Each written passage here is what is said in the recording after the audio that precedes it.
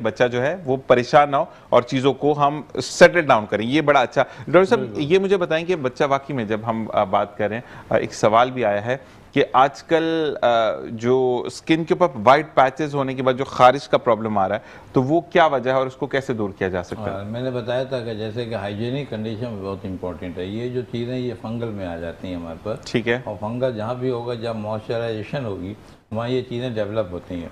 हमें जो भी विंटर सीजन जैसे भी आ रहे हैं, बारिश में भी आती हैं, और इन चीज़ों में ये चीज़ें ज़्यादा डेवलप होती हैं। अपने आप को पाक साफ रखें, बिल्कुल क्लीन रखें बॉडी को और आसपास के माहौल को भी। हमारे यहाँ पौधे प्लांट बहुत ज़रूर हैं, बहुत अच्छे हैं, लेकिन उनसे टच ना करें अपने बॉडी को। आप थोड़ा सा डिस्टेंस रखें उन चीज़ें। आप खुशबू ज़रूर सूंघें, मगर डिस्टेंस से सूंघें उनकी। अच्छा, उसके गले ना पड़ जाए फूल आपके ना, इससे चीज़ें आ जाती हैं, एलर्जन डेवलप हो जाते हैं। तो ये बड़ा केयरफुल होना पड़ता है इन चीज़ों के लिए। हमारे यहाँ पे तो फूल बेचारा हाथ जोड़ा था, भाई अल्लाह का वास्ता मुझे बख्श दो, इतना मेरे ऊपर मत। अच्छा, अब हम डॉक्टर आबिद को भेजते हैं घर। डॉक्टर नहीं, आबिद तजिया निगार, आबिद साहब तजिया निगार हमारे सामने आते हैं। अब सब मुझे ये बताइएगा डॉक्टर आबिद के ई चालान आ गया, कैमरास लग गए, ज़ेब्रा क्रॉसिंग कहाँ है उसको हाईलाइट नहीं किया गया। उसके बाद एक बंदा जो 15 साल कहते हैं ना कि 15 साल की जिसकी प्रैक्टिस है, जिसको रोड तोड़ना या सॉरी टूटे हुए रोड पे चलना या सिग्नल तोड़ना, वो एक दिन में कैसे सुधरेगा और फिर हैवी चालान किए जाते हैं? देखिए, इसमें इस तरह से हुआ कि इन्होंने पढ़ लिया कुरान, और कुरान में जब ये लिखा था कि आप झूठ बोलोगे, आप ये करोगे, आप वो करो, तो आपको सख्त सज़ा दी जाएगी।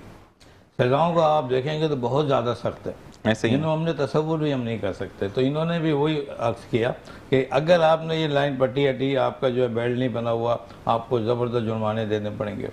समझिए, आपको इस तरह से जुर्माने होंगे, पहले चलो माफ़ कर दे, दूसरा होगा। एक ही स्पेस में एक ही टाइम पे तीन तीन जो है आपके जुर्माने किए जा रहे हैं आपको। ये किस तरह से होगा? चालान हो रहे हैं आपके, किस तरह से होगा? ये सब चीज़ें आपको सुधारने का तरीका हो रहा है। ये इमाम जो है पाकिस्तानी की कम से कम थोड़ा सा एक शऊर पैदा कर ले। रोड तो ये नुकसान है, ये जुर्म है, ये गैर जुर्म है, ये आपकी अपनी पसंद है या आपकी पसंद नहीं चलती है आपको।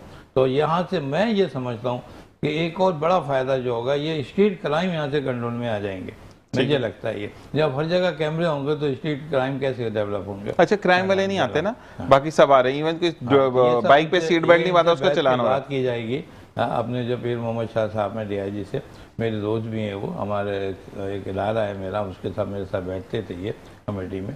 तो ये बड़े अच्छे सहन के लोग हैं, ये कुछ करना चाहते हैं, ये मुल्क में करना चाहते हैं, ट्रैफिक के हवाले से कुछ करना चाहते हैं। ये बिल्कुल होना चाहिए, लेकिन मैं समझता हूँ कि इनका कोऑर्डिनेशन करना चाहिए सड़क बनाने वालों से। जो आपके जो सड़कें बना रहे हैं, टूटी फूटी आ रही हैं, आपको KDA से पानी सड़कों पे आ गया, गटर का लाइन आ गया, इनसे भी इनको कम्युनिकेट करना चाहिए। रोज तो धाबे जी का पानी बंद हुआ होता है, इनसे कम्युनिकेशन होनी चाहिए कि एक आदमी ऐसा हो कम से कम से लगे, भाई ये तो आपसे करो।